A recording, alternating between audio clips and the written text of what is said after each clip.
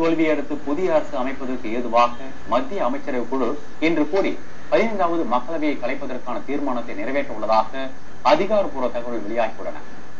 பிரதமர் மன்மோகன் சிங் தலைமையில் மத்திய அமைச்சரவை குழுவின் இறுதிக் கூட்டம் இன்று நடைபெறுகிறது.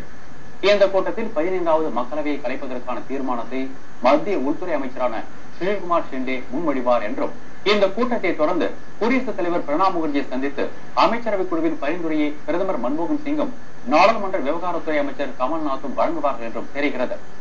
மத்திய அமைச்சரவை குழுவின் பரிந்துரையை சமர்ப்பிக்க இன்று பிற்பகல் நேரம் ஒதுக்கப்பட்டுள்ளது என்று குடியரசுத் தலைவர் அலுவலக வட்டாரங்கள் தெரிவித்துள்ளன. இதனிடையே பிரதமர் மன்மோகன் சிங் பதவி விலகும் முன் தொலைக்காட்சி மூலம் நாட்டு மக்களுக்கு உரையாற்ற உள்ளார்.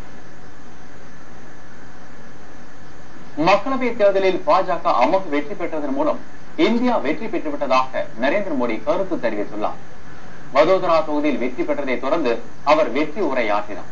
அப்போது பேசிய அவர் 5,70,000 வாக்குகள் வித்தியாசத்தில் வெற்றி பெற செய்த வதோதரா வாக்காளர்களுக்கு நன்றியை தெரிவித்துக் கொள்வதாக கூறினார். பாஜகவின் வெற்றியின் மூலம் நாடு வெற்றி அடைந்து விட்டதாகவும், இனி நாட்டுக்கு நல்ல காலம்தான் என்றும் மோடி தெரிவித்தார்.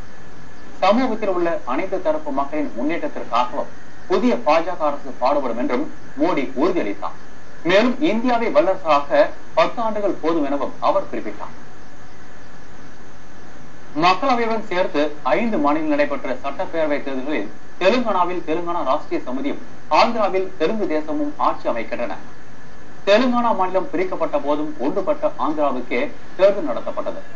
எனினும் ஜூன் 2ஆம் தேதி முதல் தனி தெலுங்கானா மாநிலம் நடைமுறைக்கு வரவுள்ளதால் அந்த மாநிலத்தில் அப்போது தனியாக ஆட்சி அமைக்கப்படும்.